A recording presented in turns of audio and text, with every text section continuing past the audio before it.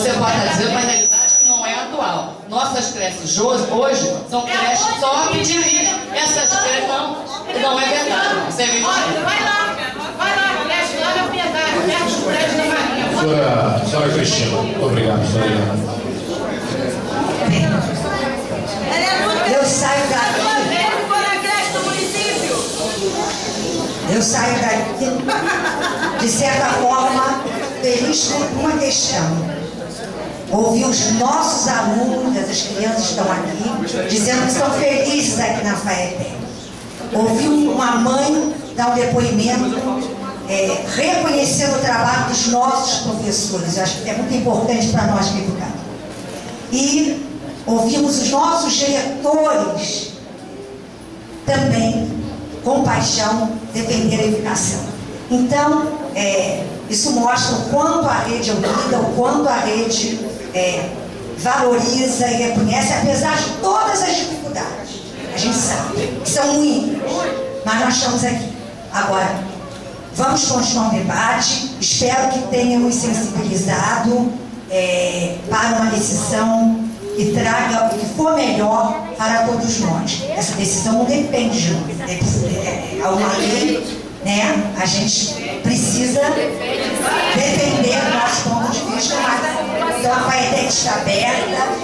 Quando falamos em oferecer um espaço, tornamos a falar, mesmo que conquistemos essa continuidade, não viabiliza se construir aqui perto, porque essa comunidade é muito grande, e quanto mais escolas se abrem, como a mãe disse, menos pessoas lá na cadeia. Então, um espaço, um terreno que está com mato, se criar uma escola é uma conquista dessa comunidade. Então, não viabiliza também se abrir uma escola. Mas vamos rezar, vamos torcer, pedir a Deus que ilumine as pessoas e que decidam pelo melhor para a nossa população, para a nossa comunidade escolar. Tá? Muito obrigada.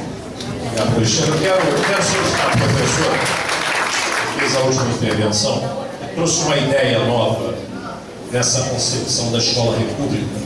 Uma coisa é discutirmos o sistema no seu conjunto de oferta. Outra coisa é essa ideia trazida pela professora. Eu diria a minha FAETEC, nós marcássemos depois um ponto específico para debater essa concepção dentro do projeto FAETEC para o tratamento de uma unidade específica com esse foco. A abertura da Comissão de Educação com as nossas responsabilidades para o debate da educação. Diferente de abrirmos toda a FAETEC para o Estado ter duas redes concorrentes de oferta de ensino fundamental. Então, eu não tinha recebido essa informação nem essa sugestão.